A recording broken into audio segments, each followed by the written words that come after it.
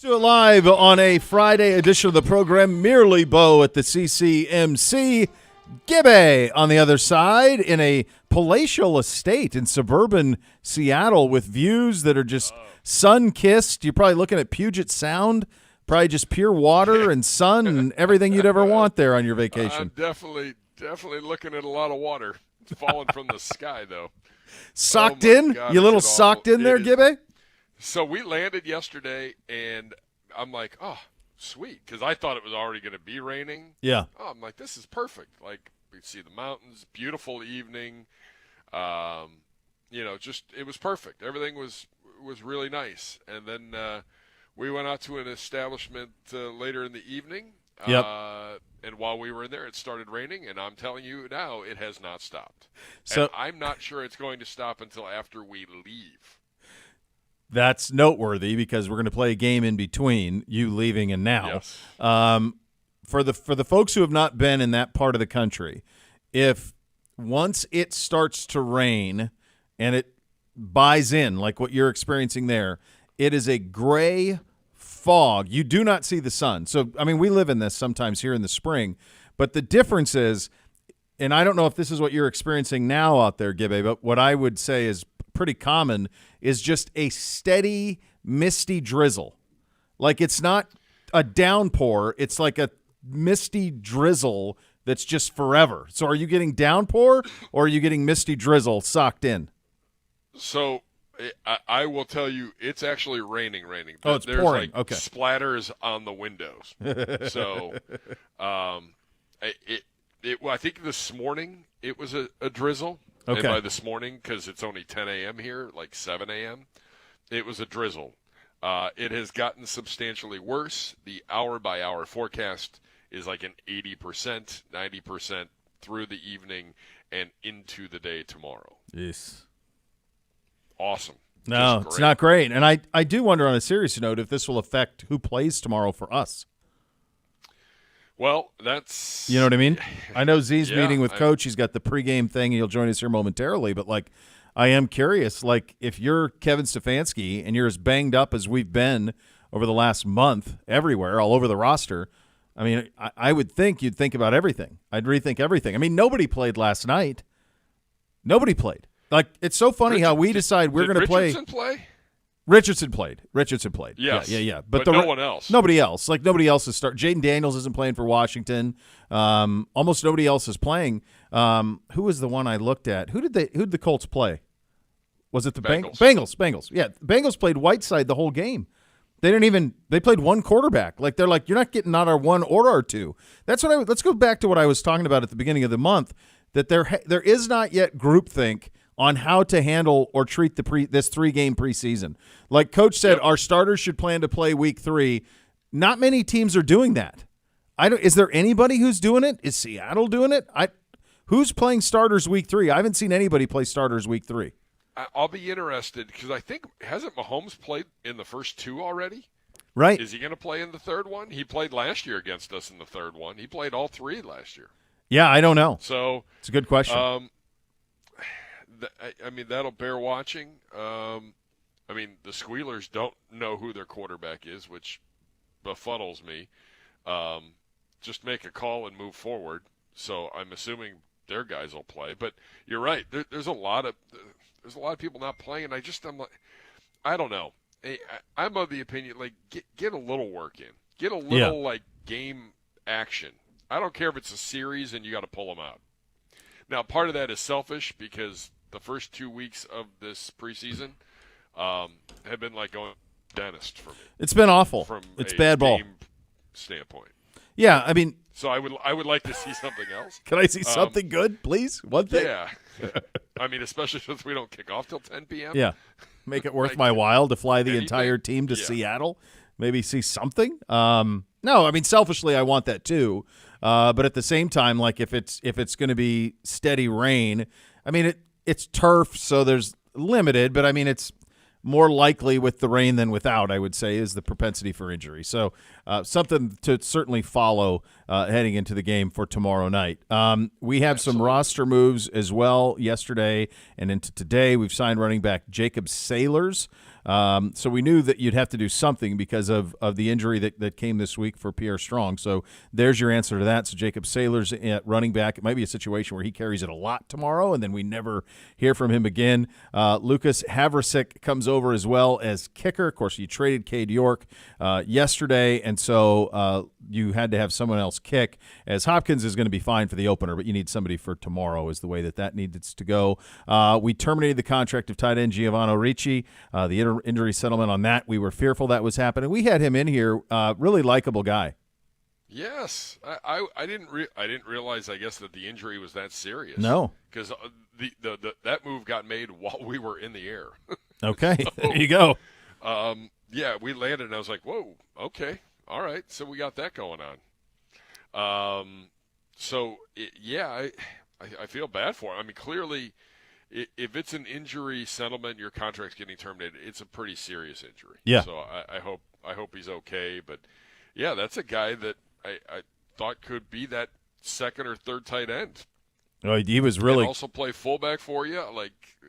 Yeah. Really likable when he was in here with us. I mean, he was really personable dude, and you wish him the best of luck. And just sucks, but that's the way that this game can go from time to time. We should remind you today is a Mailbag Friday edition of the show. So get your questions into Gibbe at Browns_Daily on the Twitter or the X platform. Have we said? I feel like it's just Twitter, because even Elon calls it tweets. Twitter. Elon calls it tweets. He calls them tweets. So I think it's Twitter. That's where I'm at with it. I'm fine with that. Yeah, that's kind of where I'm at with it. Yeah, I think we have to. Yeah, it's Twitter. I saw a tweet from you earlier today. All right. And were you asking who was the greatest high school football player you've ever seen? So here's the deal. Because it is the official start. And shout out to everybody. I hope everybody has a healthy and safe and a successful high school football season. Here's how it came about. Of all of the things, some of the most fun I've had in this business has come on Friday Night Lights. So that started all the way back in Montana. So the school I played at was so small that we didn't even have lights. So we had to play Saturdays. Our games, and everybody in our league played Saturdays, so nobody had lights. We had to play Saturdays at 1. But my first television job was in Billings, Montana, and we would cover Friday Night Lights. And there were times when I would cover a game. I'd go to a game an hour and 45 minutes away to shoot the first quarter of it on the camera and race it back for the 10 o'clock news. I'd drive 120 miles an hour in a Mercury Sable with a Q2 parked alongside of it to get to a game. So that was absolutely something I did. When I got to Florida, the gap between the Montana high school football and the North Florida, South Georgia high school football is the Grand Canyon. The difference was you couldn't even make sense of it. There was a team I covered down there, Tallahassee Lincoln, that one year had 11 kids sign Division I scholarships, and the smallest school any of them went to were Oregon and Clemson. It was that type of team. Like they had – It was Florida State, Miami, Florida, like 11 of them signed D1. And then in Ohio, I did the Ohio high school stuff on ONN, so I got to see some of this incredible talent that's here in Northeast Ohio, in Central Ohio, the amount of talent that's down there. And so this day is special to me. And I think that high school football, Gibbe, I think it's really the last kind of completely communal thing that we have in America. Whereas if you were in Olmsted Falls tonight, and I have no idea if the Bulldogs are hosting or if they're on the road, I don't know. But if they are at home tonight and you went, your whole town is there. The town goes to the games. The community supports it. Whether you have a kid on it or not, you still go. The kids go. There's none of the other sports. There's some places up here in basketball that kind of have it a little bit, but in the spring, everybody kind of goes their own ways. But in high school football in Ohio, on a Friday night under the lights, you go to the damn stadium and you go to the game, and that's what you do. And the crazy thing about it, and the reason this all came about was I was saying that whether it was in southeastern Montana covering it there or North Florida, South Georgia, or here, no matter where those circumstances were, I could put my brain in a spot where I remember somebody who just looked different the second I saw them first play. And the kid who was the best I ever saw play was a kid named Ernie Sims. He played varsity in Florida as an 8th grader at North Florida Christian. He won 4 state championships as a starting running back and linebacker. He was the number 1 overall recruit in the country. I want to say in 01 or 02. He was the National High School Player of the Year. He was so good that his recruitment came down to Florida State, Auburn, and Georgia, and he wore number 34 in high school. The number was retired in all 3 of those places. For Florida State, it was Ron Sellers, a receiver. Auburn is a guy you maybe heard of named Bo Jackson. Georgia is a guy you maybe heard of named Herschel Walker. All 3 of the schools offered to unretire the jersey so Ernie could wear 34. That's how good he was. Like, can you imagine going to Bo Jackson and saying, yeah, we're going to get this kid from Florida. He wants to wear 34, so we're taking your jersey down so he can wear it, or to Herschel at Georgia. So Ernie ended up he was an All-American his junior year at Florida State. He was the first-round pick of the Lions. I actually went to his first pro game was here.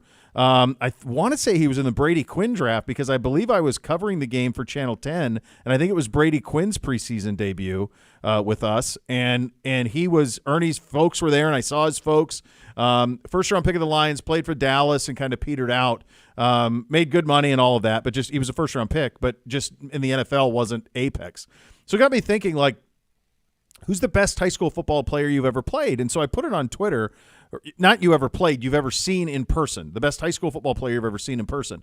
And the funny thing is in this state, there's a billion.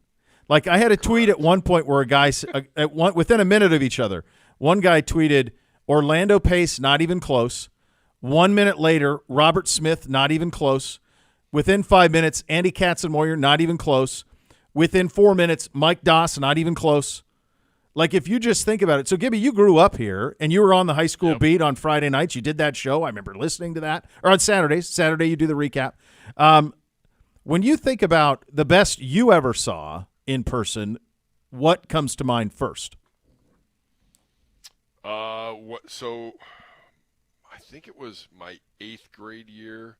We played Robert Smith in Euclid, and then that was pretty awesome to see as a kid. And then when I was in high school, we went up against Pepe Pearson, who was at Euclid. Wow. That was a handful, and that was a day. From a broadcasting standpoint, there was like a 5-year stretch, and I've talked about it before. Trubisky at Menor. Yeah, he was unbelievable. Kareem Hunt at Euclid. I mean, and Kareem was at Willoughby South. I'm sorry, not at Euclid. Could not be tackled. Like, single-handedly, Ignatius was putting all 11 in the box, and in a playoff game, and he still ran for 240. Right. And 2 touchdowns, and that game was still in the balance, in the late 3rd, early 4th. And I mean, just guys like that you're just. I mean, Trubisky. I mean, public school. They go and they were a Ed's squad. The 1 week and Ignatius the next, or vice versa. I can't remember exactly, but it was 55 to 51 in 3 overtimes. And I mean, that was pretty amazing to see, because no one had really ever done that. No one had broken through against the Ignatiuses and the Eds of the world. Glenville had come close. Glenville had a ton of talent. Watching some of those guys play was pretty awesome. But so I was in Illinois when a lot of those Glenville teams were. The Ted Ginn and that era. Yeah, but I was around for Pierre Woods. Yeah. Who went to Michigan? Yeah. Yep. If I'm correct, he was maybe the original, the first big name that you were okay, Glenville's got some things going on here. They're going to be a force. There is. I mean, what just the names you just rattled off. It's so funny how Robert Smith must have been a scene man, because I get that for anybody who saw him play in person. That is. Every once in a while, this will come up over the 15 years or so that I guess more than that, 17 years or so I've been in the state. And anytime it comes up, I just get flooded with Robert Smith, just bombarded, that there just was nothing like it. There was no one like him. Yeah, I get that a lot. I mean, yeah. And I mean, those Ignatius teams that were powerhouses back in the day, I mean, they were sending kids to Michigan, to Notre Dame, all on the line. They were just enormous human beings. Yeah. where do you come down on the statement I made in terms of the communal aspect of it? Because I think it's magic. Yes, 100%. Like tonight, I don't know what the weather is there. It's Hopefully, it's gorgeous. better than it is here. Sunny, 80 degrees. It's beautiful. Oh, like that's the best one. That's the best option. It really it is. That's. I worked a concession stand in Olmsted Falls. Yeah. Like Lakewood, Lakewood. I was in the marching band. Yeah. And I was a section leader, and I was like the spirit leader in the marching band. And on a Friday night, your position groups would have a potluck at like 4:00. Yeah. And then knowing that you had to be at the stadium at 5, like it was a party. Like everybody that was involved, even if you weren't involved, you were there. My kids at Olmsted Falls, like the themes, the whiteout, toga night, and literally everybody was wearing a toga. I couldn't get that at a college party at Bowling Green. The buy-in. A bouncer. Yeah, the buy-in is unbelievable. Yeah. So. No, it is. It's magic, and it's you think about. I like how I don't think it's going to be this way forever because I think college football is going to go to week 0, which is this weekend. I think they're going to go to that probably by 2026, but. There is something beautiful, especially in this state, where, as I've said many times, I don't think anybody in the country does Friday night, Saturday, Sunday like the state of Ohio. Nobody does that like we do. You can have people who claim they maybe do Sundays better, or maybe they do Saturdays better, have a better tailgate than Ohio State has, or maybe Friday night lights in Texas are slightly better than they are in Ohio, but it ain't much. But there's nobody who does Friday, Saturday, Sunday like we do. And to kick it off, to have high school this weekend, and we know how much high school football means to us with the Cleveland Browns, and you think about, through the years where we would highlight a game or talk about a game, and you think just about the growth of the game and what it means. It all starts, really, it's your first major stage. And I was thinking about this from the standpoint of like high school football players, even in the rural part of Montana where I grew up, and we were pretty bad. High school football players were larger than life. They were larger than life in a way that even college and NFL guys weren't, because you couldn't touch a college player or an NFL player where I grew up. So the best chance you had of seeing like a star was in high school. Like that was as good as it was going to get, is to see a star in high school. And I think about whatever community you're in, and we're in Hudson, and I think about what those high school football players mean. One thing that they do on the youth football night is they have all of the kids do like the spirit tunnel, and what it means for them to get their hand slapped by the starting running back or the quarterback or the linebacker or the safety or the tackle, whatever. Like, that makes a kid's night. It gives you something to look forward to. And then when they play their games on Saturdays or during the week, that's the inspiration, is one day you're going to get those Friday night lights. And there's something really special about it. So my advice to anybody, whether you have a kid or not involved in it, in your community, if your team's at home tonight, go watch it. And just, even if you stay for a quarter, for a half, and just see the sense of community that comes with it. You're not worried about political agenda or personal interest here or there. You're just kind of all rooting for the same thing. It's a big win, and it's special to me, and I know it is to a lot of people in this state as well. All right, Z is going to be with us here momentarily. Sure, we're going to hear allegedly from MJ Emerson and Z next. Oh, so you got those guys coming up next, and then Z will join Yes. a little bit after that. So we're gonna hear from Z and MJ Emerson. As I mentioned, it is a Mailbag Friday, so get your questions into Gibbe at Browns_Daily. We'll get that going, go around the sports world as well. What else we got going on? Oh, we got Michael Sean Duggar joining us. He's with the Seahawks at the Athletic, and then we'll get you set for preseason game number 3. And quite honestly, to be fully transparent, I'm not sure what you're going to see. We're not sure what you're going to see, but it's a preseason game at 10 o'clock against the Seahawks, so we're going to get you set for all of that. Those are your hot topics of the day, presented by University Hospitals, official healthcare partner of your Cleveland Browns. We are off and running. Cleveland Browns Daily, 850 ESPN Cleveland.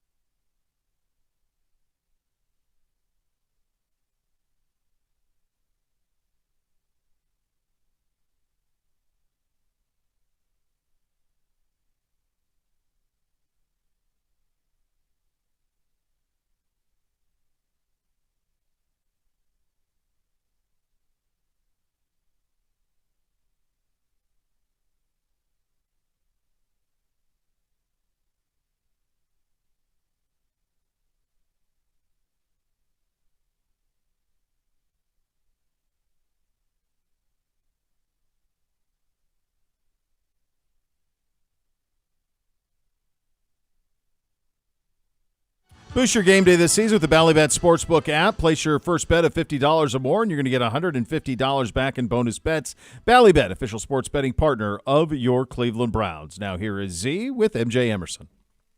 It gives me You're down 13. right now by the man.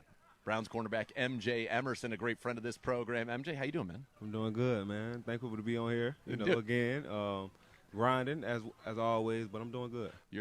You're doing better than good, and it is great to have you on here. I want to talk about yesterday was the salute to service practice. Yes, And, everybody on this team went over there and spent a lot of time with the great servicemen and women of our country. But you went and talked to every single person. Why was that so important to you? Man, I got family, that serve, for this country, and I just wanted to tell them, everybody that came, that say thank you, and that I appreciate your service, and we do it for people like you, I just want to tip my hats off to everybody, that work hard for this country to keep everything afloat. Is it one of the cooler parts of what you do, other than being a football star and winning the games and everything that comes with that, but the opportunity that you spending time with somebody like that can make a difference in their lives? So that is a major moment to them. Yes, sir, exactly. You never know who's want to meet you. You never know how their day going. You never know, they might have a perspective. They might look at you a certain way until they, actually get to meet you. And I like to show my fans, love. I like to give everybody the same love. And I feel like first impression is very important. I just spread love because I want everybody to spread love to me. Well, you made a great first impression on me when we drafted you. I was certainly very impressed and certainly thrilled that you're a Cleveland Brown and that we've gotten to know each other over the past couple of years. And you know that I have been a big supporter of yours, and I thought it was funny that there was kind of a narrative around the NFL world all of a sudden that you're this like secret that nobody knew about, and then you have some joint practices with Justin Jefferson. It's like now everybody's talking about you. Well, you know me, I got the numbers to back it up. 29 passes defensed in 2 years in the league last year. Number 2 in quarterback rating allowed. Number 2 in completion percentage allowed. You didn't allow a single touchdown to coverage, so that makes you number 1 there. You're not a secret, at least not to me or anybody that's listened to me talk for a long time. When you see stuff like that, does that kind of make you chuckle a little bit? Yeah, I try not to pay too much attention to it, but that just like it kind of lights a fire under me. It's just like, I mean, the work is never finished, obviously, but I know it's a lot of people that still don't know, and I just obviously want to be the best that I can be every single day, but that most definitely give me motivation to reach my full potential faster, I would say.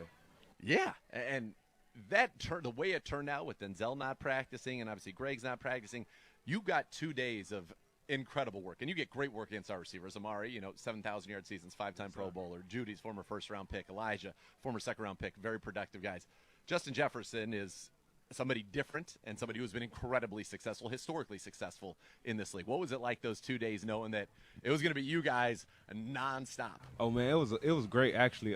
Coming into practice, I didn't really know what the plan was, but I told Coach Lynch that, Coach, if you give me the opportunity, I want to follow him every rep, and he said, I expected you to say that, but he just telling me that I am the guy that, that I know I am and who he know I am. So just go out and compete every single play and have fun, When I lined up against Justin Jefferson, I know he's one of the best in the game, but to me, he's just another guy next across to me, and I'm trying to sharpen my tools. You got to have that mentality. Exactly. It's not about what he do, it's about what I do.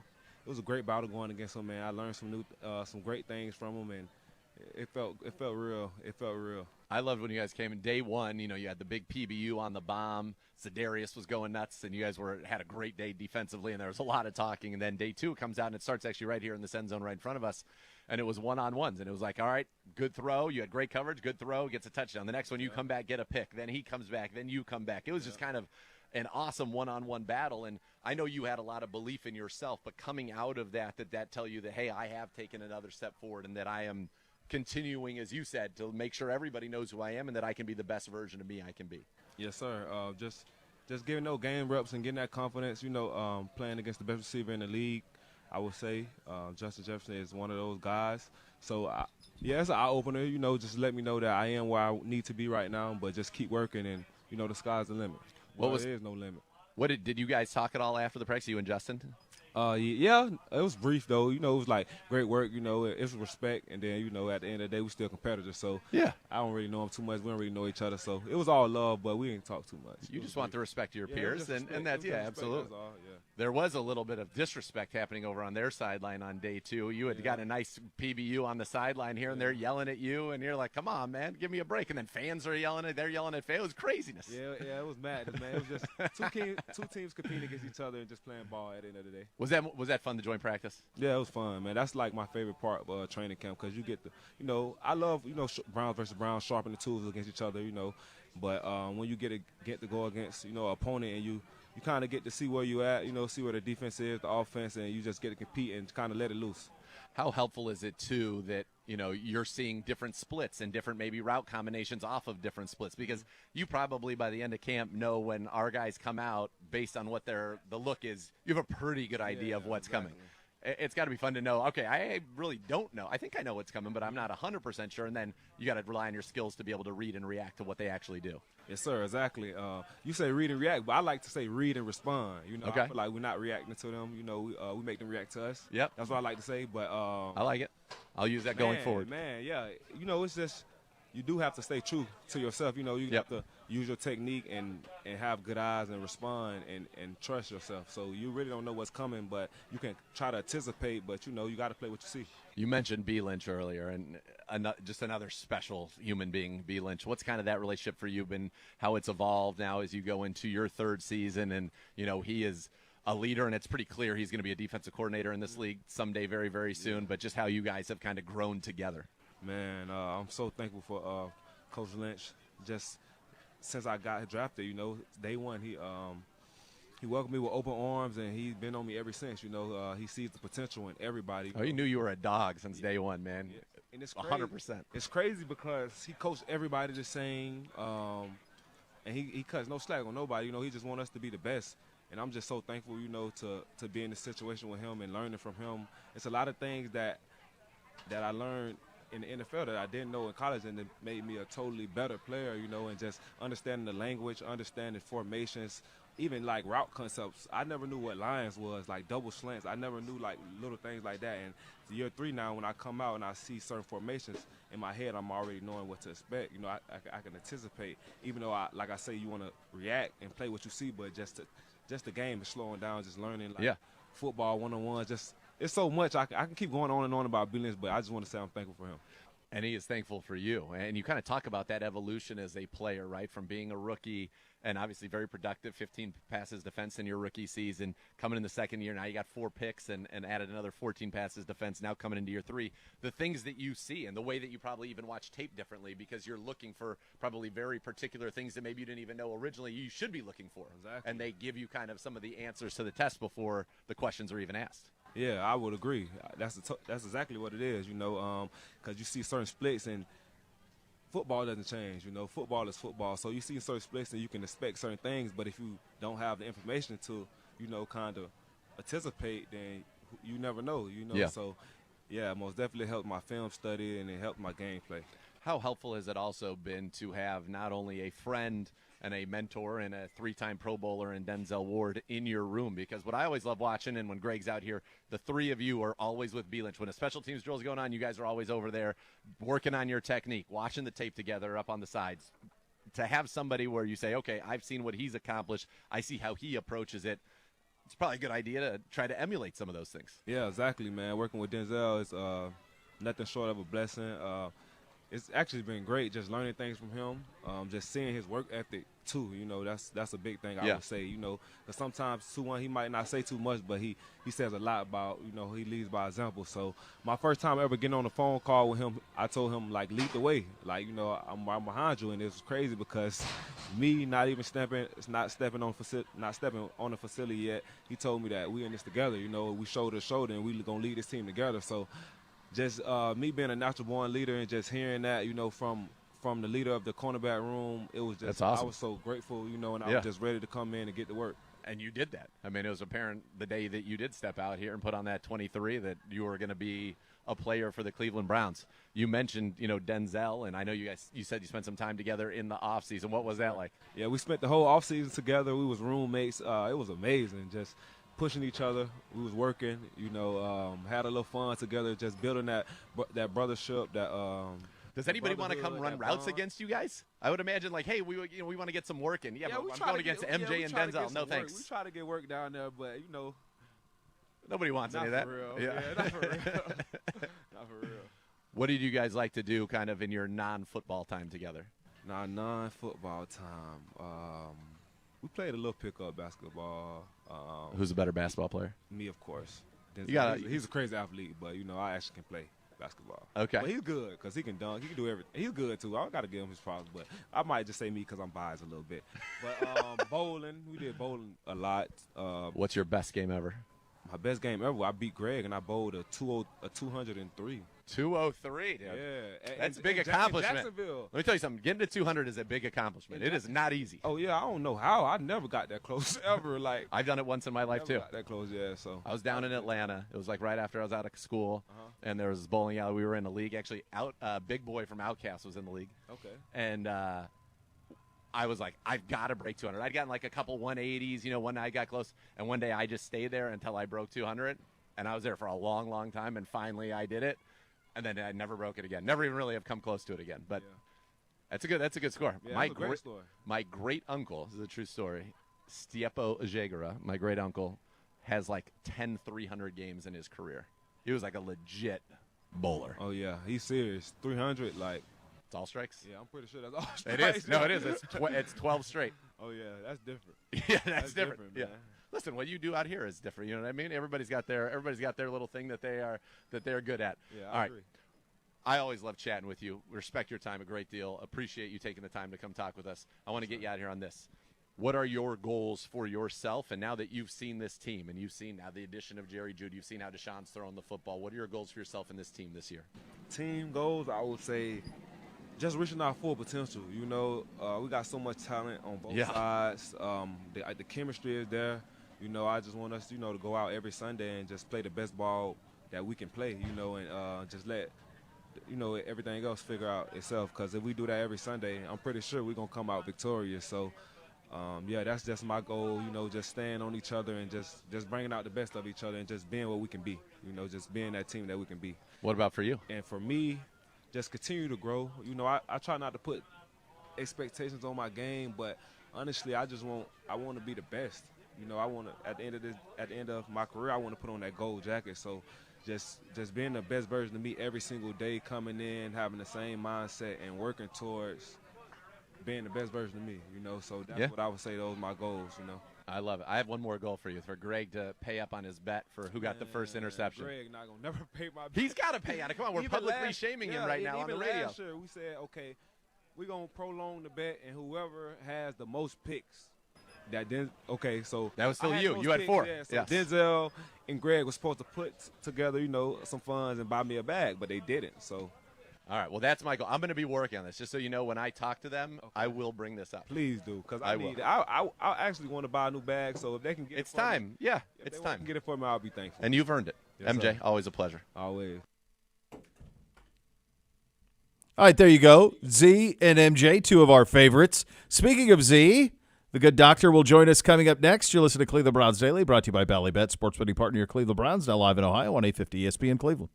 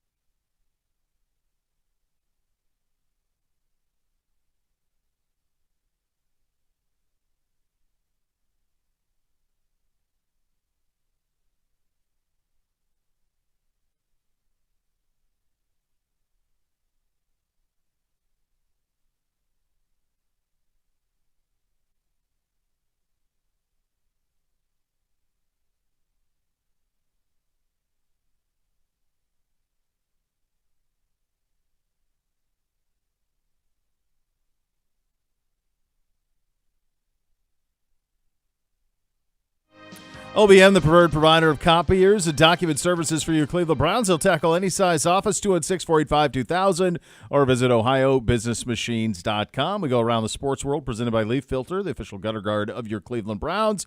And what we talk about first is the return of Dr. Z. He's back, baby, in Seattle. What'd you do? Did you do a little spa day this morning? Get to a little mani-pedi, a little massage? Jump in.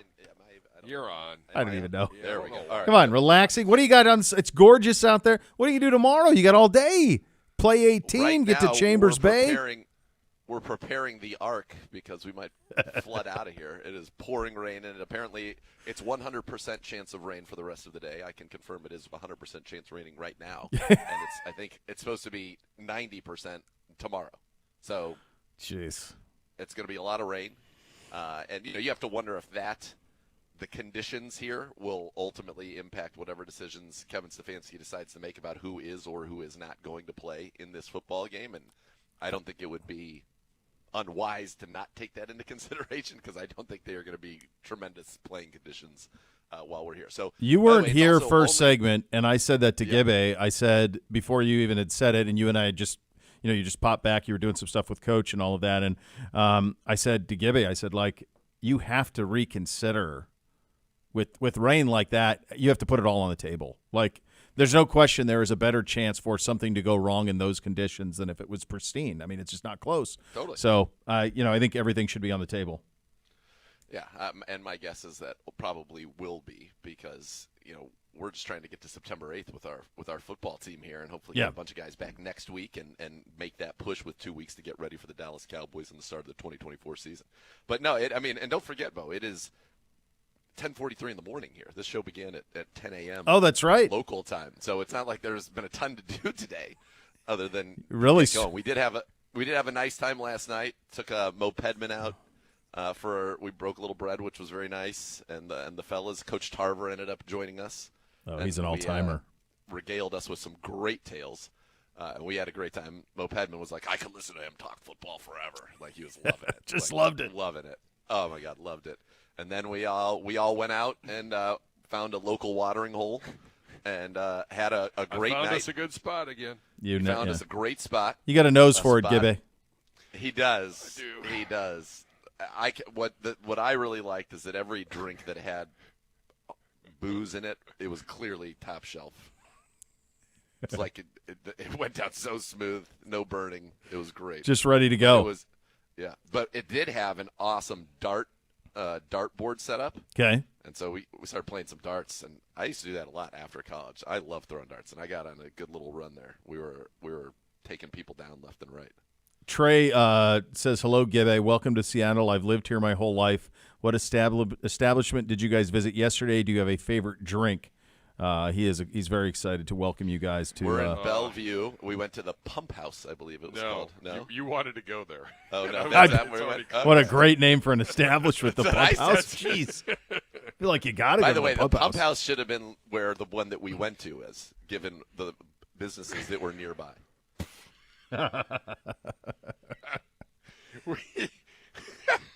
That's so good. We went to the Goose Pub and Eatery. Oh yeah, the Goose Pub. Goose Pub.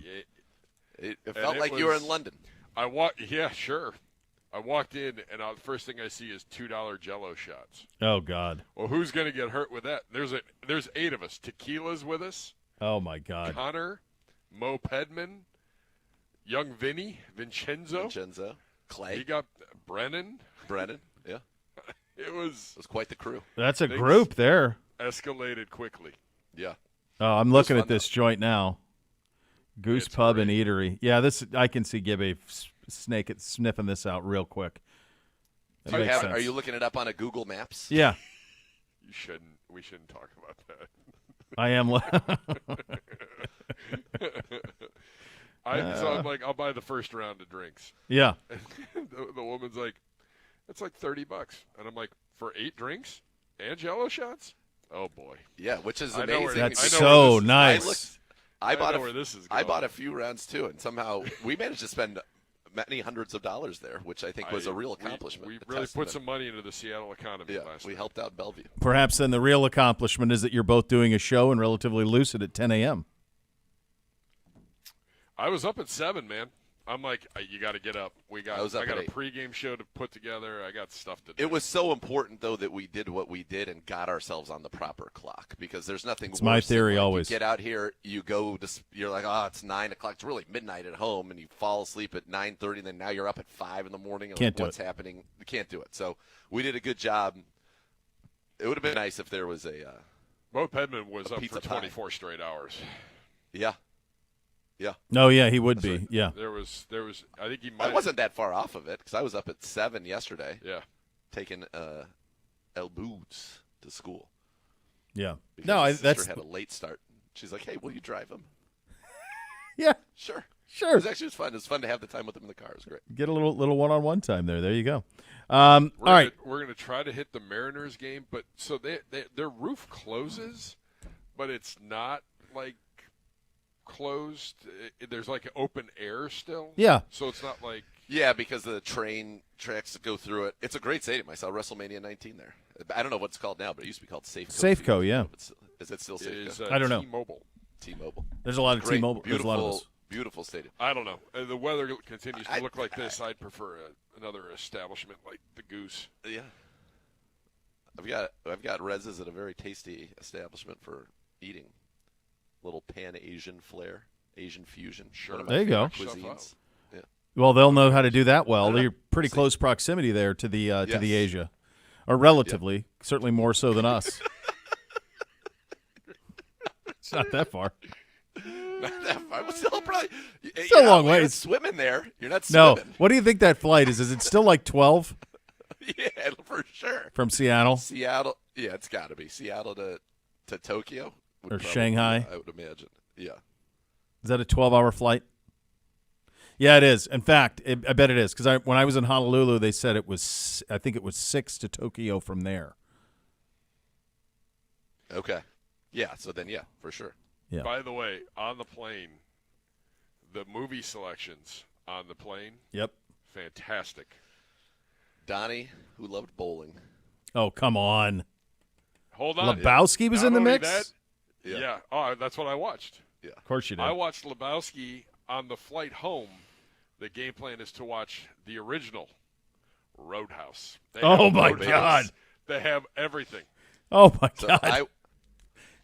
Be careful you're watching that near, because you're going to have, there's Kelly There were Lynch some and things that various. popped up on the Lebowski that I was like, Oh, that's right. right. Maud Lebowski. Oh, boy. Maud Oh, boy. Lebowski's throwing 107 in that. Yeah. Yeah, I watched some of the American Gladiators. I finished that 5-parter, that documentary on Netflix. Oh, yeah, And there's yeah. some stuff in there too where I was just like, Okay. Yeah, too much. No, okay, everybody's Covering the asleep. screen, yeah. Windows. covering the screen. I also watched some of the Blue Angels documentary, and I could not be more excited or more scared now. It's going to be awesome. That's I know. Tuesday, right?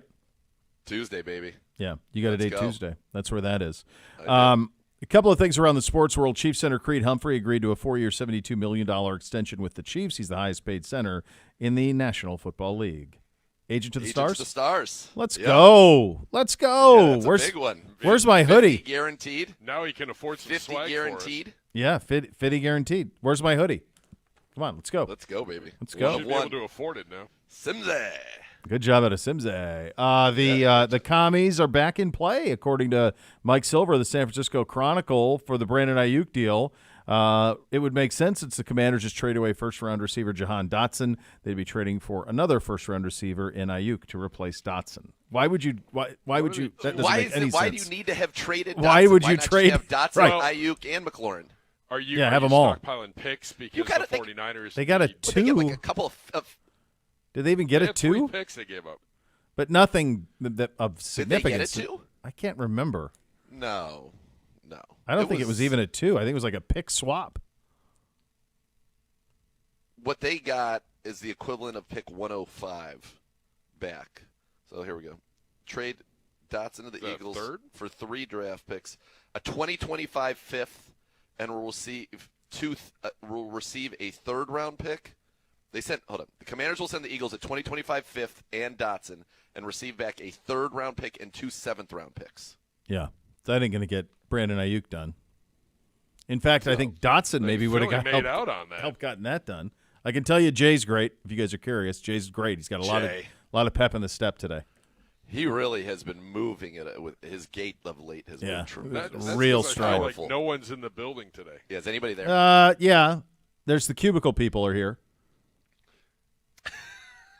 I don't know what they do. Fair. So many new people. I don't know. In the old days, I'd be able to tell you. I don't know who these people are. Yeah. I would assume there's an early dismissal coming at some point today, though, because with it being a road game and everybody's put in some hours here the last few weeks. By the way, good thing I didn't. What I thought was going to be happening when the show ended was canceled, because then I'd be really sad if I thought I was going to play if you're going to go awesome golf course, and right. It's just a complete washout. Just sorry. It must be a little bit there. Not today, because obviously you're getting downpour, but it must be a little bit like playing in England or in the UK or whatever, Scotland, Ireland, where like you just play in the rain. They have to, otherwise they could never play because it rains all the time, and it's usually not cold. Usually it's like 60, but it rains a lot. When we leave here, next week is going to be like the perfect week in Seattle. 75, full sun, like 6 days in a row. Of course it is. That's I said at the start of the show, it's not going to stop raining until we leave. We're not even going to get poured. The Voice is not going to get to see Mount Rainier because you have no visibility. We didn't have it when we landed, and he's going to have no visibility. No chance. At any point. He's not going to get to see it. He might as well drive out there. Maybe this afternoon he could drive out there. I just wanted to go to the Pike Market tomorrow. Oh, morning Pike's Place before we Market, go. yeah. Yeah. Gibby wants to toss some I fish. want to toss a fish. Yeah, you should. You guys should do that. You should take the video crew and go film you guys down there. That's the obligatory thing to do. Yeah, this is the tease because we have Michael Sean Dugar at 2 o'clock and we need to get to him on time. Speaking of photos, Zegura had liked my outfit. Oh, baby. That's a Send it to me. Way Send to it to me. bring that up. Is it I in want the to see rundown? it. I got to see it. Oh, baby. Send Yeah, it to you me. will see it. I need to see I it. didn't realize that I But- bought something and then I pulled it out of the suitcase and was like, oh, well, all right. By I'm the committed way, to it. you know what? I have to tell you this before we take a quick break. You need to get an iPhone. I've been trying to send you the pictures, and they won't go through. So please do us all a favor. Don't be a green, and get an iPhone. That's what the cool people are saying right now. Boy, when you say cool. For the three of us, that's right there that's an all-timer. I mean, that's a 4 horseman level out of you. That's a very good job out of you. It is true, and for us, I think that is a very good job out of you. All right. Brock Danny, Look. What's that say right there? Not Not delivered. delivered. Not delivered. Sad. Today Sad. is young Brock's last day. Oh, yeah. Sad. I don't And want to. Brock just said in all caps, I told you, get an iPhone. Listen, Brock. Everybody's saying it. It's I'm time. not getting Look, an I iPhone. tried to send you the pictures. Look, not delivered. Not delivered. It's a problem. All right. Coming up next, we'll go behind enemy lines with Michael Sean Dugar. He is a Seahawks reporter at The Athletic. We'll see if he could give us a decent feel about who's going to play in this game on Saturday for the Seahawks. That's coming up next. You'll listen to Cleveland Browns Daily, brought to you by Ballybet, sports betting partner, your Cleveland Browns, now live in Ohio on 850 ESPN Cleveland.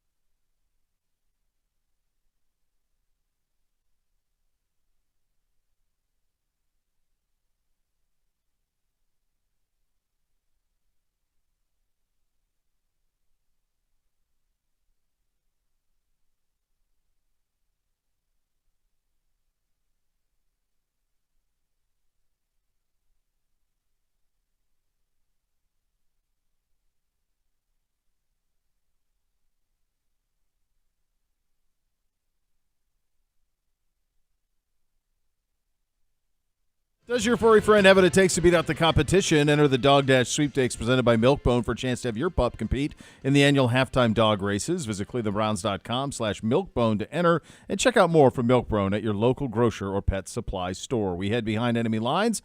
Our good buddy Michael Sean Dugard joining us, Seahawks reporter at The Athletic, the best in the business. He joins on the Twisted Tea Hard Iced Tea Hotline. Michael Sean, thank you so much for taking the time. I guess let's just start big picture.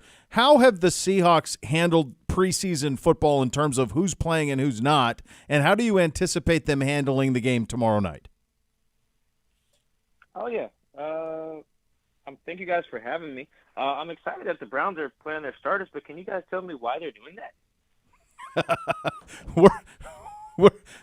Look, this is the thing. Honestly, one thing that we've talked about a lot on the show here, and I'm curious what's the dialogue's been out where you are, is it feels like the NFL, there isn't yet groupthink on how to handle the 3 preseason games.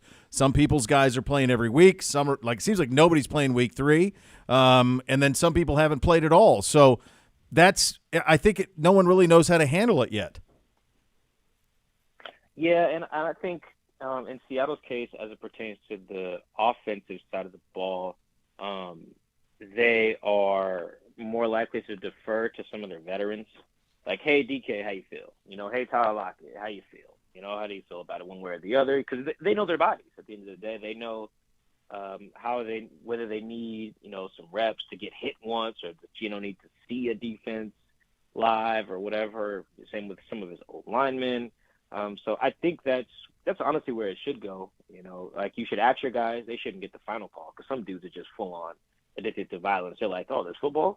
I'm playing. It's like, well, you got to protect some guys from themselves. And Seattle's also in an interesting place where they have a first-year offensive coordinator, and they have a new head coach who's also, calling the plays. He's not a first-time DC, but, this is his first time here with all these new players. Plus, on top of all of his head coach duties. So there's a lot of newness that you kind of want to, experiment with in the preseason, kind of get the rust out, or, work out any kinks. So they have a little bit more value in the preseason than perhaps some other teams who are returning their same OC or head coach or DC or anything like that. So I'm with you. It is kind of the wild, wild west. I saw Brock Purdy play in a preseason game, but apparently the Falcons have already decided Michael Penix doesn't need to play. Right. So it's very, very strange. I have no idea what's going to go on going forward, because if that's the case, if a guy who just played in the Super Bowl in overtime feel like they need reps without his guys too, they played him without his O-line, I think, without his receivers. Meanwhile, Michael Penix, a rook, doesn't need any more reps after one game against Miami. Then who knows what goes on with these preseason lineups. They've seen enough in Atlanta. I mean, come on. Who needs Kirk Cousins? Let's use the 8th pick on a quarterback and then not even play him in the preseason. But that's neither here nor there, I suppose. What's kind of the biggest difference from this defense now with McDonald coming in? Has anything changed schematically that you've noticed? Yeah, a few things are the same in terms of just how guys line up. The base structure is very similar, 3-4. Split safety, very Fangio-like. Like, that part is the same. Just Mike McDonald differs a little bit from Pete Carroll and some of his other defensive coordinators about just how to go about, releasing some of those guys, disguising. Mike McDonald's real big on disguise, whereas the previous regime, they did it a little bit, but not a ton. And also Mike McDonald seems a bit more lenient with where corners line up at. Pete Carroll and every defensive coordinator he had was pretty much, you're our left corner, you're our right corner, and didn't really mess with that, even with Richard Sherman. They also didn't play a lot of man, so there wasn't a lot of chances for those guys to play, all over the field in coverage, whereas Mike McDonald's like, oh, yeah, sure, you can play on the left, you can play on the right. Let's see, whether our nickel can play on the left, play on the right, So there's a lot more mixing up there. I feel like Mike McDonald is going to use a few more 3 safety packages than historically Pete Carroll defenses have used. I say historically because last year they experimented with that. Quandre Diggs, Jamal Adams, and Julian Love played quite a bit together, when Jamal Adams was healthy, and it led to Julian Love, leading the team in interceptions and making his first Pro Bowl. So I feel like that's one of the differences, maybe more 3 safeties, more man coverage to get his corners, on every side of the field, maybe even in the slot to show off their coverage skills. dropping a lot of defensive linemen. You know, Mike doesn't like to blitz a lot, but he will send different rushers, if that makes sense, you know. So a lot of sim pressures in that regard. Those are some of the early differences I've seen. Just in practice, you know, not much from game action from Seattle starters. I mean, it's 13 seasons. It's from 2010 to 2023 with Pete. And it's always, you know, it's a similar feel. What's the biggest difference between the way Pete did it and the way it's done now? Man, there's a lot of subtle differences, but honestly, Mike is very similar to Pete in a lot of ways. One of them being that he knows the importance of a culture and buy-in. Like, that's really important. All that scheming you can do, you know, all those blitzes you can dial up, you know, all these plays you have in your book. None of that matters if the guys who are supposed to do the stuff don't believe in it. And more specifically, if they don't believe in you. You know, like, you got to get the guys to believe in you. Like, maybe guy number 49 on the roster doesn't need to per se, but, like, those first 20, 25 guys really got to be willing to run through, you know, a wall for you. And how you go about getting them to do that is whatever. That's kind of where maybe Mike and Pete differ a little bit. You know, Pete was far more charismatic and more of a showman, where Mike's a little bit more reserved, laid back, chill guy, you know, whereas Pete would crank up music everywhere he goes, and, you know, his mind moved at 1,000, you know, miles a minute, whereas Mike's a bit more like focused, doesn't even listen to music much. Like he said, when he drives, he listens to podcasts. Right? He's not even a music guy. I don't meet that many people who aren't music people, you know, that's already a difference right there. But what I've been kind of focused on is the similarities, you know, because Pete was successful. Yeah. It's not like taking over from Matt Patricia and you need that guy to be different than the previous dude, you know, because he sucked. In Seattle, it's like, what things are you copying or bringing to the table that are going to replicate the success we had? Because, you know, Pete won 9 games last year. You know, Yeah. It's like he just stunk. So in Mike McDonald's case, it's like, hey, we need you to do a lot of the same stuff the previous guy was doing because he won a lot and he won our only championship. Do it with your flavor, but he doesn't. You know, he's not starting from scratch like some of the other coaches are that got hired in this cycle. You know, so I feel like even Gerard Mayo taking over for a great coach, he took over a team that stunk. So he is starting a lot more from scratch. He's a young QB and all that. Whereas Mike McDonald is like, hey man, how can you just take the baton from Pete? You know, so to speak. And I feel like the culture building is the thing that's kind of stood out the most in that sense. Offensively, you know, Geno Smith, DK, Lockett, Walker, it's a good skill group, and then Jackson Smith and Jigba. Are we going to see more 11 personnel from them this year and kind of have that be more of their base offense, given that they've got the 3 excellent receivers? Yeah, I think in 2022 they were maybe second, I think, in 12 personnel usage. I want to say they were second or third in just multiple tight end usage in general. Yeah, it was like them, the Titans, I think the Ravens were up there in 2022. Then they drafted Jackson and made the necessary pivot. I think they were top 10 and 11 personnel usage on early downs last year. I know it bumped up quite a bit from 2022, which makes sense, right? Because you spend a first-round pick on a receiver. So I do think that'll continue. It won't be a change from last year. It'll just be a continuation because first-year offensive coordinator Ryan Grubb, you know, I don't know him very well, but I would imagine he's very smart. He's going to look at the roster and say, our 3 best offensive players, you know, our skill players are receivers. So 11 personnel it is, you know. That doesn't mean you only run in that. You know, I've seen them throw out some 13, some 12. But, like, I feel like their bread and butter is going to be 11 personnel stuff because that's where all the explosions can come from. Those are the guys that pose the greatest threat to the opposing defense. So, yeah, I think that's going to be what they live in. I don't know what that means for, like, the pecking order. Like, I know DK is the guy that stresses the defense the most. He's the one they're worried about. He takes the top off the defense. He plays bully ball. Like, he is the guy. He's wide receiver 1 for me. I don't really know what happens after that. I haven't seen Tyler practice in, like, 3 weeks. Meanwhile, Jackson and Geno were hanging out all offseason together, throwing. They've been throwing together all camp, looking good, doing it, looked real good in joint practices in Nashville. So, like, I still think Tyler's the better player, like, today on August, whatever it is, but I do wonder how that works in the regular season with Tyler not getting any reps in this new offense and Jackson and Geno, you know, having this chemistry that's kind of building, you know, day by day. Michael Sean Dugar, our guest, Seahawks reporter at The Athletic. I'll get you out of here on this one. Greatly appreciate your time. Is there a guy on that roster that we're not talking about enough, or nationally we're not talking about enough? Could be a fantasy guy, could be a defensive player who's just kind of shined through the camp that you've witnessed. Yeah, I think a couple guys. One of them is just Reek Woolen. You know, he had a down year last year. He needed knee surgery, and then I think he hurt his collarbone or his shoulder earlier in the year. So if you see Reek, he's a pretty slim guy, right? So it's those injuries take him a little time to get back, particularly stuff, you're talking about bones and everything with a guy who's pretty slender and has to go in there and make tackles in the run game and stuff. But he's healthy now, looks the best I've ever seen him. He was a Pro Bowler as a rookie, led the league in interceptions as a rookie with 6, picked 6 as a rookie. He was just a baller. Yeah. 6'4" with I think 34-inch arms and runs 4.2, right? That's insane measurements. You throw ball skills on top of that. He's a collegiate receiver. I feel like he's just in for a big year, and I feel like some of that man coverage stuff I was mentioning before really suits him because he's just the type of guy who, if you just ask him, hey man, go strap up the dude in front of you, he's like, Coach, I got it.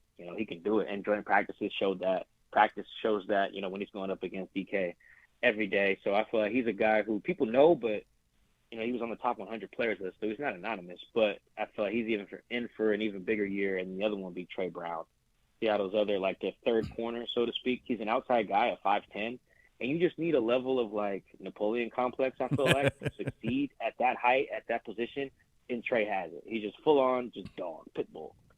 He goes by Big Play Trey. He made a lot of big plays to win Big 12 championships at Oklahoma. He made big plays for the Seahawks in the past, pick 6 last year, interception against the Bengals, big PBU to get the ball back in that Bengals game. So he is a big play guy. He's just kind of anonymous because he's kind of the third corner. But I feel like he too is one of those guys who is in for a big year, fully healthy, and he's another one who you just got to ask him, just go strap up the guy in front of you, and we'll live with the results. Michael Sean Dugar, thank you so much for your time. Greatly appreciate it, pal.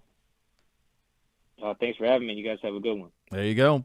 He joins via the Twisted Tea hotline. It's brought to you by Twisted Tea Hard Iced Tea, official sponsor of your Cleveland Browns. Keep it twisted, Cleveland. We'll get you set for preseason game number 3 coming up next. You listen to Cleveland Browns Daily on 850 ESPN Cleveland.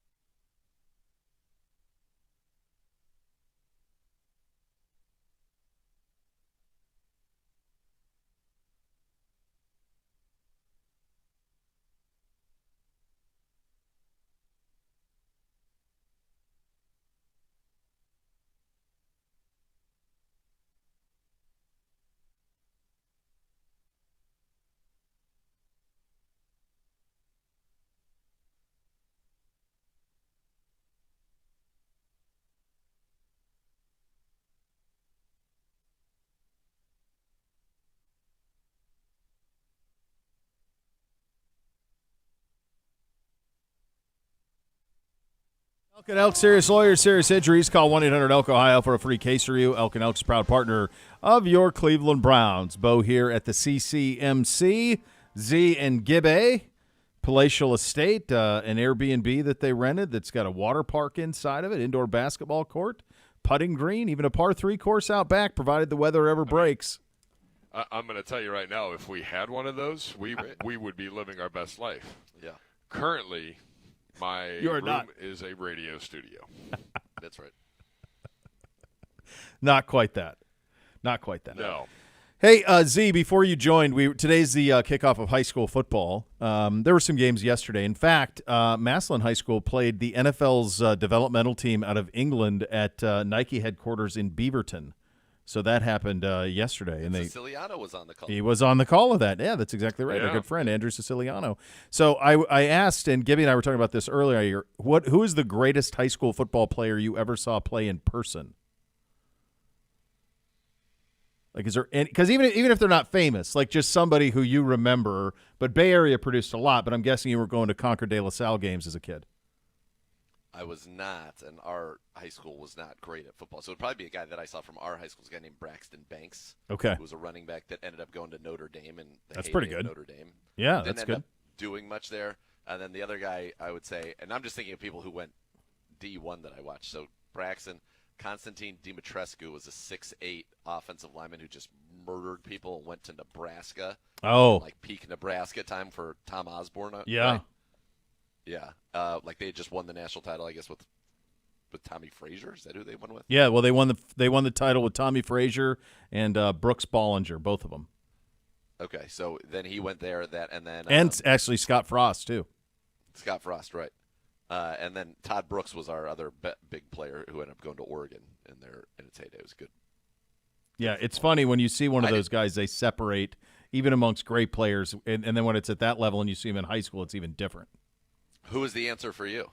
A kid named Ernie Sims, who was I saw him in at Tallahassee and North Florida Christian. He was the #1 player in the country. He was so good. I told the story earlier in the show. He was so good that Florida State, Georgia, and Auburn all offered to unretire the number 34 to make him happy and to get him to wear it. And at Auburn, that's Bo Jackson, and at Georgia, that's Herschel Jackson. Walker.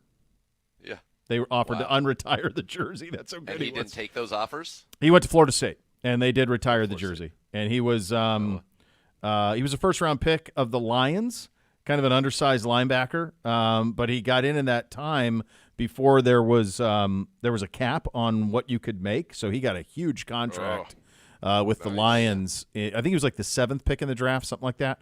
Had a decent career. He was a missile. He was undersized linebacker. He would have thrived in today's game, but he had a lot of concussion stuff that stacked on him. I think he's back in the Tallahassee area now, but he was a 4-time state champ. Played varsity football as an 8th grader. Wow.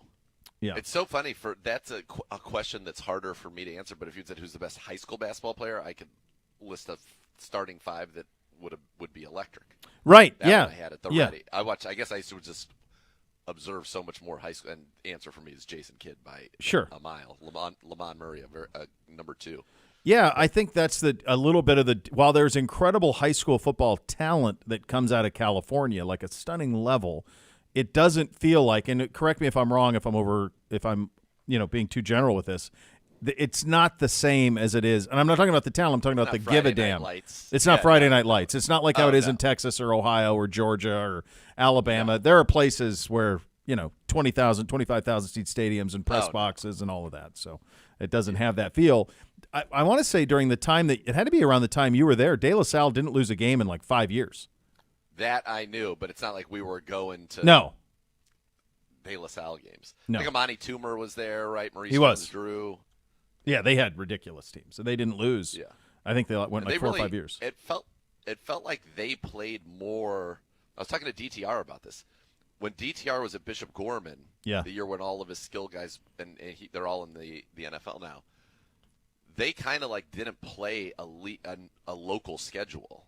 They just kind of played all the top teams in the country. So, yeah, they did that, and Mater Dei did that in Southern California. They were one of those teams that did that. The other one that was always very good was Long Beach Poly, and we talked about them when we had our good friend Mr. Dog in. because he was very supportive of the Long Beach Poly team, and so that team was For sure. always just an absolute powerhouse. Bishop Gorman kind of took the place, it feels like, of maybe De La Salle. I don't think De La Salle is what it used to be, not close, and Gorman has kind of become that, and they're out of Vegas, so they're that's and they play that national schedule. All right, preseason game number 3 is tomorrow at 10 o'clock. Duck to Z. What are you looking for? I'm just curious to see what the ultimate decision is made. Who plays? I would like to see everybody. I don't need to see anybody. Is Same. Really the truth of it. I want to see them function at a high level on September the 8th. I truly don't believe that whatever happens here in Seattle is going to have any bearing on how somebody does play on September 8th. Now, that will be a narrative, whether they play. If they play well here, then I think that'll be, it's going to be great. If they don't play, then and they don't play well on September 8th, they should have played. So I really don't care. I just want to be as healthy as we can be and have as many of the people that we expect to be in our top 22 against the Dallas Cowboys. I think if you're even getting into position battles, with Giovanni Ricci now being released, I think that it makes it possible that Zaire and Mitchell Payton can make it, but at the same time, I think it makes it likely that you're just going to carry 2 tight ends. Yeah. Because you're going to need roster spots all over the place. With the injury to Pierre Strong, running back is going to be wild, and my guess is Aiden Robbins might carry the ball 30 times. I don't think you're going to see much of Jerome. We have to keep these guys healthy. We signed somebody today, didn't we? Thought we signed a running back today. He's going to play 30 times. Jacob Sailors? He'll probably play too. Yeah, exactly. Get out there and run it, kid.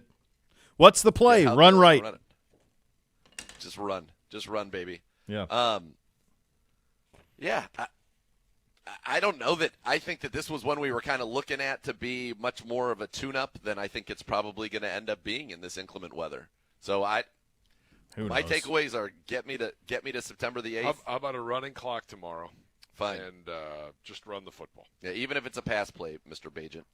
Running clock. Just running clock no matter what. Yep. Yeah. I think it does. I'm going to tell you something. That this is the NFL has a preseason football problem now. They do. Well, they're going to get rid of another game. Yeah. So and it's going to be down to 2. Down to 2, and then you go to 18, and that's the way it's going to go because nobody knows what to do. Like nobody's playing anybody this week. I mean, so right. it's a tricky. But like the Colts played Richardson last night. I think it is a tricky thing. It is interesting though. I just think our team right now, we don't have any of those big preseason stories. There are a couple spots on the roster that are maybe up for grabs. That's it. And they're things that really aren't of great consequence or should not be. You don't have a first-round pick. I think, having multiple years in a row without a first-round pick. First-round picks, you get excited to see absolutely. I see a first-round pick. You don't have that. Because I do think in other parts, I think that right now the Browns, in terms of what you're hoping to get out of the preseason, maybe they have, and it's not a problem to them. They're getting exactly what they want out of the preseason. It just is maybe from a viewership standpoint, it's not. But other places in the NFL, and you watch some of the games, the stands look pretty full, and there does seem to be some excitement to see Caleb Williams in Chicago. But first-round pick, quarterback, franchise savior, all those things. I think those are the teams that you find there to be more compelling preseasons. Preseason's not compelling if you're the Kansas City Chiefs. You're probably screaming, "Why is Mahomes out here?" Yeah, I know, right? I don't want to see him. If you're a good team, like I haven't heard one thing, and this is one, and maybe I'm missing it, but I haven't heard one thing about the Cowboys preseason. Nothing, literally nothing. Like their actual games. Yeah, nothing. The biggest story to come out of Dallas was the hotel they stay in because they're in California for a month. Caught fire while they were on the practice field. Oh no! In one of the rooms. And the CD that happened earlier this week. Those are the stories. That's it. But it's off field, and I think the other you hit on some of it with the idea of 3 straight years without first round picks. So that isn't your weight. You don't have that. And then the other thing, yes, the position battles, and then the other thing is for the 3rd straight year, you really just need your quarterback to play in the regular season. We just want to get Deshaun to the regular season. Like the first year, we found out about the length of the suspension in camp during a practice, right? And so on the field, and then the next 2 years you're coming off of injury and you're coming off of just a short season, and so you're like, you just want to see Deshaun Watson play like we all know he's capable of playing, and the only way you're going to get that is in the regular season. Like, if he plays tomorrow night, there's nothing that he's going to do tomorrow night that's going to change for me what needs to happen when you play the Cowboys in a couple of weeks. And furthermore, what needs to happen in November and December, which is most important. I think it would if he does play tomorrow, I think it will have there will be an irrational reaction to whatever you see. If he plays well, there's going to be people that says, oh, well, he's fine, he's back. And I would remind people that, and I have full confidence in Deshaun Watson to be very, very good this year. I like the offense. I like the talent around him, all of it. But Kenny Pickett was the best quarterback in the preseason in the league last year. Yeah. And he's now not even on that team. He got benched for Mason Rudolph during that season. Yeah. In their first game against the Niners, I don't think they had a first down. Certainly not in the first half. They had 0. Yeah. So and if he went out there, if Deshaun plays tomorrow and goes out and it doesn't look great, it's going to be the sky's falling. None of this matters. That's why you want to see it, and I get it, but it doesn't matter. Doesn't matter. That's the truth. Doesn't matter. No. At some point, the NFL, I think, is going to be a 20-game season, and every game is going to count. Yeah, or they're just going to eliminate the preseason games altogether. Yeah, and I think what you could have then is you're going to have bye weeks built in. I could see even a break in the middle of the year, like a break where you have like a mini off time for people to get healthy. And guess what else that does? That allows for the inventory to go into March, and all of a sudden you got football that goes from you're playing football games from September to March, and you all of a sudden now you really got it, because that's when most of the TV is watched in this country. It's through the fall, winter, and early spring. Yeah, I think you're right. And I think you just build in some bye weeks, you build in the little breaks along there, and that's probably where it's headed. I even think you can rotate out a quarter of the league easy, like at various times, and then that way you still maintain all the TV windows. Everybody's getting the same rest. It's just going to be – you don't need – the truth of the matter is you can play weeks in the NFL and get great television ratings. You don't need 8 games in the 1 o'clock window. No, you don't. Like you can have – you can have a Thursday, a 1, a 4, a Sunday night, a Monday. You need 5 games every week. That's it. Yeah, that's where you're at. All right, there you go. Preseason game number 3 against the Seahawks tomorrow at 10 o'clock Eastern time. We will open up the mailbag coming up next. You're listening to Cleveland Browns Daily on 850 ESPN Cleveland.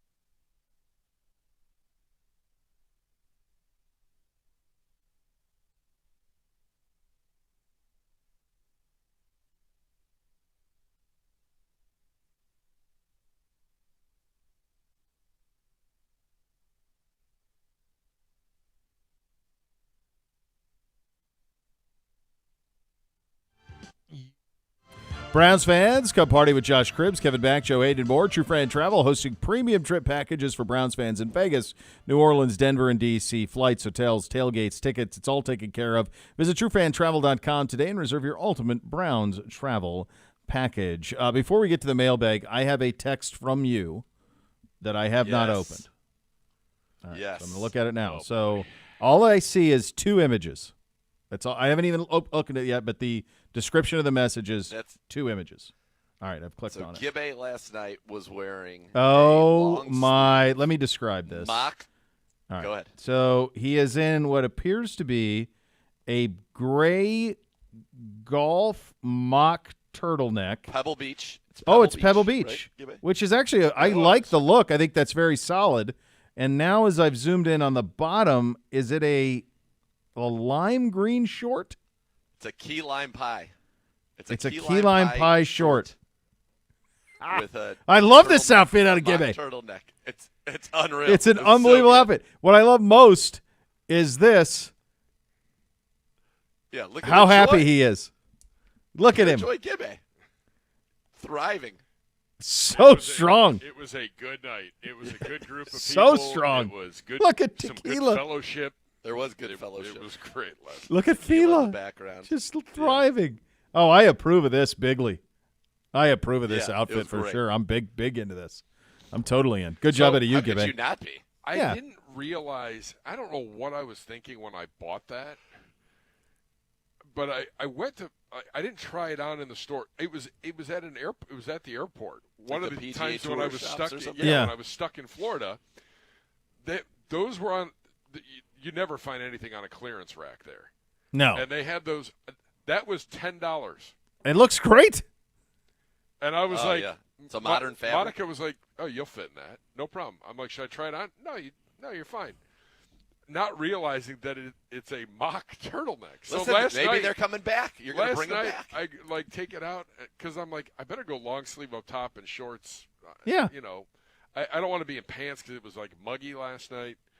But I wanted to be in shorts, and I'm like, okay, this is a different look. We're just going to go with this. No, Go, I'm big fan. You went with it and you crushed it. Big fan. You Big fan. crushed it. Yeah. I love it. I absolutely love it. All right, time. Go ahead. You have something? You have a note? Go ahead. All right. Time for the mailbag presented by the Cross Country Mortgage Company, your official mortgage partner of your Cleveland Browns. When it comes to financing, they're always going to get you home. Visit ccm.com today. Equal housing opportunity, NMLS 3029. Hello, Gibbe. Hi. We are definitely on a little bit of a delay with the internet here and with you guys and everything else. Yeah, so sorry. No, all good. I do want to shout him out. I mentioned it earlier. It's his last day. Sad. Summer intern Brock, going back to Butler to live his best life with Chris Rose's kid. Yeah. Wishing him nothing but the best here in his junior year. I'm like, you still got 2 years left. Yeah, I'm long time. Jealous. He was awesome. Thriving. Brock was an elite effort out of him. Athlete. Yeah. Love it. Thank you guys for having me. Loved every minute of Our it. pleasure, brother. Our pleasure. Thank you. Hey, come on. Come on. 2 thumbs up. Come on. Hey. Come on. Hey. Hey. Brock, did you read your card yet? I did, yes. Thank you, all of you. Do you like my drawing of I the, did, hey, yes. Hey, come on. Zegura was the best beautiful. part is he put that in his card to me. Yeah, We're he on did. the same- We're on the That's same right. wavelength. Hey. Come on. Hey, Come on. come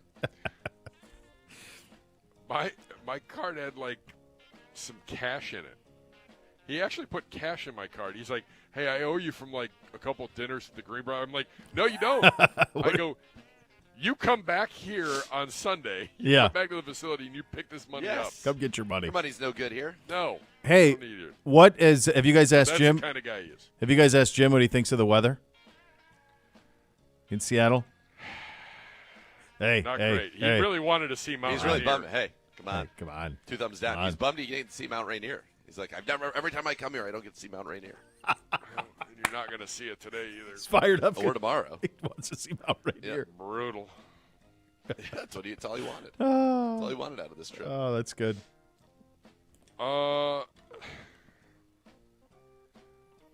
Wow, I don't even know where to start with some of this because There's a lot of Bobby. Legal at Bushwood. Hey, Bobby. Cleveland Browns, what is this? Manchester Fan Club. God bless Hey, them. guys who've never been to Cleveland before, we're flying in from England for the home opener, and our plans so far.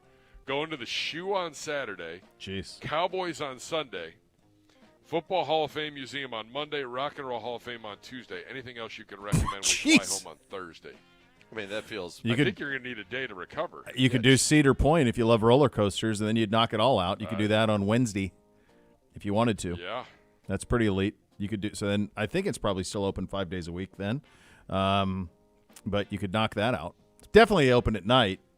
Still that time of year, isn't it? Yeah, yeah. Do Cedar Point on Wednesday, but that's about as if you were doing like, what does it mean to visit Ohio in the fall? You just did it.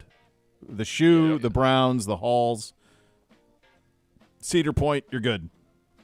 Yeah, it's pretty good. Chuck Dillon, I'm worried about the late start. Most injuries happen early when you're not warmed up or late when you're tired. I know these guys are young and in shape, but 10 p.m. our time is late. Any concern? I'm concerned about us being functional by 10 p.m. Eastern time. Like you and Zegura? Yeah. You're going to thrive. All of Play us. like a champion. Yeah. Look.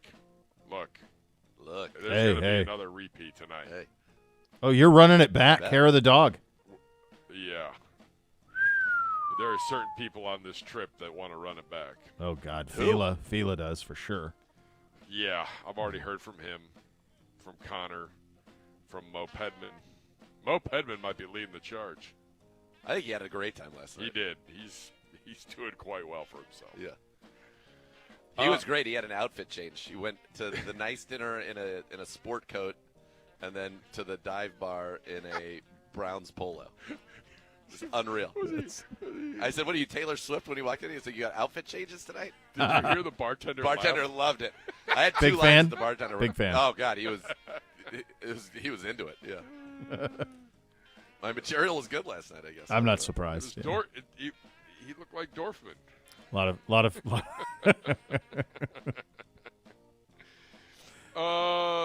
Love a dog today. If and when the season goes to 18, what format do you think is ideal? Would it make sense to have a team bye and then a conference bye later in the season so as to not miss a week of action? I like don't that. mind That's fine. And you need You have need 3 two buys, tranches. and they should do a good job to try to schedule it so nobody ever plays more than 7 games in a tranche. So you give some people are off after week 5, some people are off after week 6, some are after week 7, and then you regulate that out so that you never play. You probably would end up playing 1 7, 1 5, and 1 6 game tranche, which is fine. But that's how it should be broken up. Say. And in your 7 game tranche is when you should have your Thursday night game. I have a lot of good ideas right now. You do. Operate at a high level. Boy, you were touting yourself pretty highly last night. That's for sure. Hey, I mean, You're having doesn't lie. You're having a bit of an Uncle Rico week. I mean, that you got that a little bit yesterday with your 70-yard claims, your 70 yards in the air claims. It was true. He was a young man. It's a long way to throw it. It's like you and Jamarcus By the Russell. way, it dropped off pretty significant. That's not true. It dropped off pretty significantly though when I was really high on the idea when I was a much younger man. I was very high on the idea of getting myself into the 4th preseason game for charity. Yeah. Ray Farmer made me go out onto the field, and I topped out at 61. But I was in my mid-30s. Yeah, But I got 61. He said and he actually threw it like 64, I want to say, which shocked me. And so that was, I'd lost a little. I bet now it's down way more than that, considering my arm feels like it's going to fall off just about any time I try to throw the football over 20 yards. My phone's about to die. Yeah, so's my laptop. It's all going to hell. It is. We got to get there. Here, I got it. You don't have anywhere to plug anything in. You have somehow this setup. It requires 8 billion plugs. It's amazing. It does. It's pretty crazy. I went to plug in my iPad, and I'm like, he's got an extension cord that's got 3 on it. He's got a prong up there, 2 prongs. Everyone's spoken for. Robert, with this, how concerned are you that the health and depth at left tackle 2 weeks from the opener? Do you listen regularly, buddy? I think it's the most concerning. It's the biggest question going into week 1, without a doubt, against a team that absolutely can get after the quarterback. Let's see. H. Schneider, sorry for the rain and cold in Seattle for you guys. Hopefully it'll stop by game time. Enjoy some good food and beer and coffee on your trip. I don't drink coffee. I'll be at the game. I didn't know you didn't drink coffee.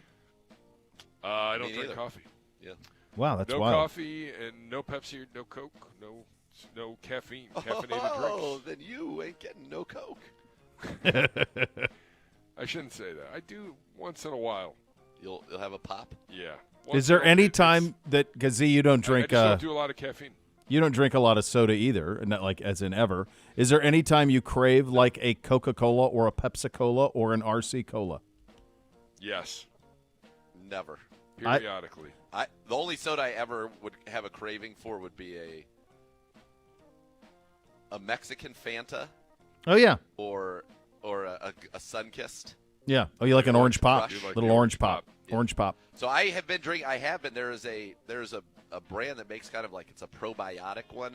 It's only 40 calories, and their orange is very good. And so I Really? have had that a few times. Yeah. I'm intrigued by that. Every it's once good. in a while, the boys will suck down a cola of sorts, and if it's with a pizza, I go, boy, that feels like that would be all right. Like if it's a thin crust pizza, that's sometimes that connection. You And like also that? with, I don't ever drink it, I Only don't if it's order a- it, but like if it I'll be needs to like, be let me in have a a- little swill of that if it's from the Yeah. tap.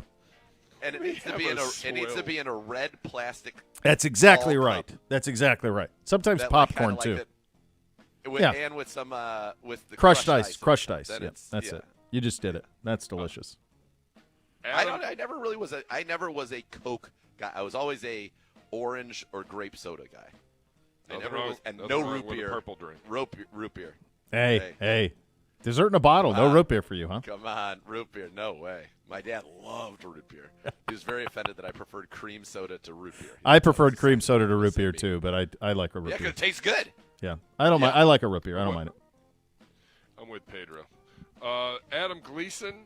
Charles Woodson was the best high school football player I've ever Oh, seen. baby. Fremont Ross. Yeah, he was ridiculous. There's so many. It's an embarrassment of Yeah. riches. Who was in high school? I know that many people have come out of Glenville and have been very successful pros, but was like Ted Ginn the most? Ted Ginn was the dynamic USA. in high school? Yeah, Ted Ginn Jr. was the USA Today National Defensive Player of the Year. He was the 5-star. He was nuts. That was before my time, but just knowing recruiting, that's who he was. He was number one. Yep. Got it. Ohio resident. Important question. Does the rundown actually say painting the picture of training camp, or is that a Bo ad-libbing? Ad-lib. Also, it figures we get rain this time in Seattle, seeing as how it was beautiful the entire time we were out there last October. Yeah. No, that's an ad lib. Of course, you're a Big B. Big you B. Can ad-lib. You can ad-lib. Except Are you going to when get any Bobby in here? Going There's to a Bobby lot of now. them. There's a lot of them. If you could change your name, what would you choose? Rapid fire here. Rick. gentlemen. Larry David. By the way, the final season of Curb is on our flight. Oh, there you Ralph go. Started is watching also- all this in- That was my grandpa's name was is Ralph. Also a good name. I'd My like to grandpa's go with name was Ralph. Yeah, it was great. Yeah. He's great, Ralph. We just call him Larome. Ralphie. Also like Larome. Grandpa Ralphie. Ralphie. Yeah. What is your favorite training camp moment of the year? The last day. The day it's over. Yeah. Yep. My favorite drinking moment of the year was the day off at the Greenbrier. That was pretty good. What is your favorite body of water? The Gulf of Mexico. It's warm. Amen. Always warm. I like that. I'll go with that. Scariest moment of your life from Bobby? I think it's Jeez. coming up on Tuesday. Yours is, yeah. I got a bunch of serious ones, but that's no fun to discuss, Bobby. Yeah, no. Yep. As a child, it was when I tripped on the top step of a submarine and fell all the way down, and it was in mid-flight. I thought I was going to die for sure, but I didn't, and then my dad laughed at me. Growing up where I did, there were some certainly some live wild animal where you get a little too close to comfort from those things, be it Yeah. mountain lion and grizzly bear. Jeez. I did have a bear, I thought, almost attack me in Lake Tahoe. That scared me. Yeah, No doubt. they're formidable. Yeah. What's something that you wish your parents knew about you while raising you? I don't know. Oh my God, that's heavy, Bobby. That's heavy. That I is- mean, yeah, that's if you listen regularly, you know both Zegura and I have daddy issues. So like, we're not going to do a little therapy with Dr. Melfi on a Friday, Bobby. Come on, Bobby. No. Dr. Melfi. What is a random thing that disgusts you? Mayonnaise, egg salad. By the way, Jordan eating egg salad in the Oh, my office God. the other day. Shut That's the door. tough. That's I'm like, tough this is sell. outrageous. What are you doing? That's a tough sell. Yeah. I'll tell you one that really gets me is if you eat, it's fine going down, but like when I smell, like the smell of salmon, the remnants is a tough sell, man. Especially after a microwave. Yeah. Like if Oh, somebody, my God. Microwaving salmon. every time, Reheating it doesn't happen often. Every once in a while, they'll serve a salmon down there, and I'll come in here, and you guys will have eaten it, and I'm like, oh, my God. It almost wrecks. Not me. You have to, like, take it out. You got to take it out of the place. It's bad. I would never eat salmon. No way. All right, real quick. We got about 30 seconds. What's holding Gibbs back from getting an iPhone? My parents got me one for Christmas. I didn't ask for it because I'm a man in my 30s. Best decision that has been made for me. That's from Bobby. Sounds like you need one. What would you title your memoir? What would you two title your memoir? From Bobby. I'm going to go Nightcap. I'm going to say Fat, Drunk, and Stupid is the perfect way to go through life. The Ness. The Ness. I like it. I like it. N-E-S-S. NESS. So much more to come. You're listening to Cleveland Browns Daily on 850 ESPN Cleveland.